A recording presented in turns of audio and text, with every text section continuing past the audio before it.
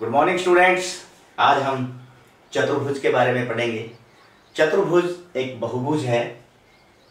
बहुभुज कैसा है? चार भुजाओं वाला, जिसकी चार भुजाएं होती हैं, ऐसा बहुभुज। जैसे एक भुजा ये है, एक ये है, एक ये है, एक ये है। पहले तो हम चतुर्भुज को लिखने का तरीका सीखे। चतुर्भुज को हम इस प्रकार लिख सकते हैं कि चतुर्भुज का निशान ये है, इसको चतुर्भुज को ऐसे लिख सकते हैं। कौन सी चतुर्भुज है ये? ऐसे जाएंगे A B C D, A B C D. या इस चतुर्भुज को मैं कैसे लिख सकता हूं? ऐसे भी लिख सकता हूं। मतलब हमें बीच में जो हम चल रहे हैं जिस दिशा में, वो दिशा छोड़नी नहीं है। हम इसको ऐसे नहीं लिखेंगे ए बी डी सी, हम ए बी सी डी। ये कैसे लिखेंगे? यहां से डी सी बी ए, डी सी बी ए ऐसे लिख सकते हैं। कहीं से शुरू होकर एक दिशा में चले और वापस वहीं पर आ जाएं, तो इस प्रकार हम किसी भी चतुर्भुज का नाम लिख सकते हैं। यदि मैं यहां ए से चलूं, ए डी सी बी, ये भी इसका एक नाम हो सकता है। अब जैसा कि आप देख रहे हैं, चतुर्भुज के अंदर कितनी भुजाएं हैं? चार दिखाई दे रही हैं। एक, दो, तीन और एक ये चार भुजाएं हैं इसकी।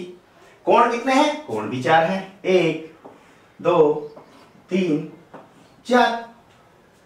मतलब चतुर्भुज में चार भुजाएं हैं, चार कोण हैं। इसके अंदर एक और खास बात होती है कि इसके जो सिरे हैं, जो बचे हुए हैं, यदि हम उनको मिलाते हैं तो वो क्या कहलाते हैं? वो कहलाते हैं विकर्ण। क्या कहलाते हैं? विकर्ण। जो सम्मुख सिरे हैं या जो सिरे बचे हुए हैं मिलने के बगैर, उनको यदि मिलाएंगे तो क्या बनेगा? विकर्ण। तो इसमें एक विकर्ण क्या है? AC, और दूसरा विकर्ण क्या है? BD। अर्थात किसी चतुर्भुज में कितने विकर्ण होते हैं? दो विकर्ण होते हैं। त्रिभुज में कोई विकर्ण नहीं था हमारे पास, चतुर्भुज में कितने विकर्ण होते हैं? दो। अब ये विकर्ण यहां पे मिल रहे हैं, देखो चतुर्भुज में। क्या ये इसके अभ्यंतर में है या बाहर है? बहिर्भाग में है। कहां पे है? अभ्यंतर में, अंदर है ना। ये चतुर्भुज का अंदर का भाग है, ये बाहर का।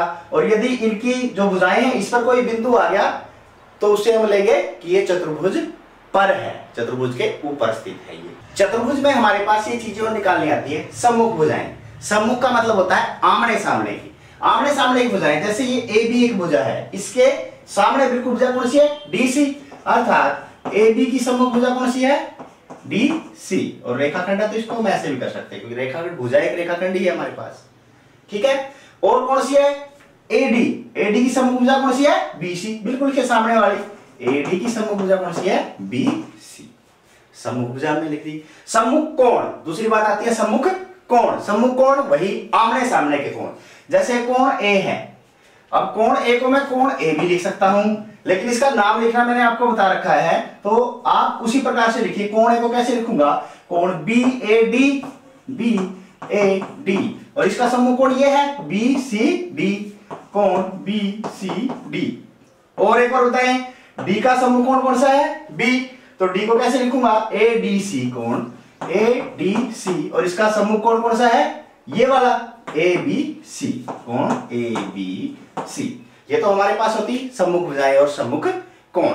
और बात इसमें आती है आसन भुजाएं। आसन भुजाएं क्या होती हैं? किसी भी बहुभुज की आसन भुजा हम उसे बोलते हैं जो आपस में टच हैं, लगी हुई है एक दूसरे से। जैसे AD के साथ कौन सी भुजा लग रही है? इस भुजा के साथ कौन सी भुजा लग रही है? DC भी है और AB भी है। इसकी दो आसन भुजाएं हैं, दोनों में से कोई लिख सकते हैं। जैसे AD की आसन भुजा कौन सी है? AB है। AD की आसन भुजा कौन सी है? BC भी है। AD की दोनों लिख दी ना मैंने। अब BC के ले लें। BC की आसन भुजा कौन सी है? AB भी है। और BC की आसन भुजा कौन सी है? इस BC में AB भी लगा हुआ और कौन सी? DC भी लगा हुआ है। ठीक है ना। रेखाखंड है तो इसके ऊपर हम खींच भी सकते हैं, बाकी जरूरी नहीं है। हम अभी आसन भुजाएं बता रहे तो उसको सीधा भी लिख सकते हैं। समझ आए? अब लगभग सारी इसके अंदर कवर हो चुकी हैं हमारी आसन भुजाएं। कि युग्म है ये, दो ये है, दो ये, दो ये, दो ये, तो चार। अब आसन कोण। आसन कोण भी उसी प्रकार है। मान लो ये हमारे पास से कोण है, इसका आसन कोण, इससे लगता हुआ कोण कौन सा है? ये। और इससे लगता हुआ कोण एक और कौन सा है? C। अर्थात मैं इसको लिख सकता हूं, कोण ADC का आसन कोण कौन सा है? इसका D का। एक तो BAD है और कोण ADC का आसन कोण एक और कौन सा है? C वाला है ना। कोण बी सी डी है। दूसरा, इसका आसन कोण देख लेते हैं हम, किसका? कोण ए बी सी का आसन कोण, ए बी सी का आसन कोण कौन सा हो गया? फिर ये बी ए डी, कोण बी ए डी, और कोण ए बी सी का आसन कोण एक और बताएं कौन सा है? कौन सा है देखो ध्यान से, ये वाला सी वाला, बी सी डी, कोण बी सी डी। चतुर्भुज में कक्षा 6 में हमारे पास इतनी ही बातें अभी आ रही हैं। आशा है कि आपको ये समझ में आ गया होगा। अब ये प्रश्नावली कीजिए और अपने अध्यापकों को दिखाइए।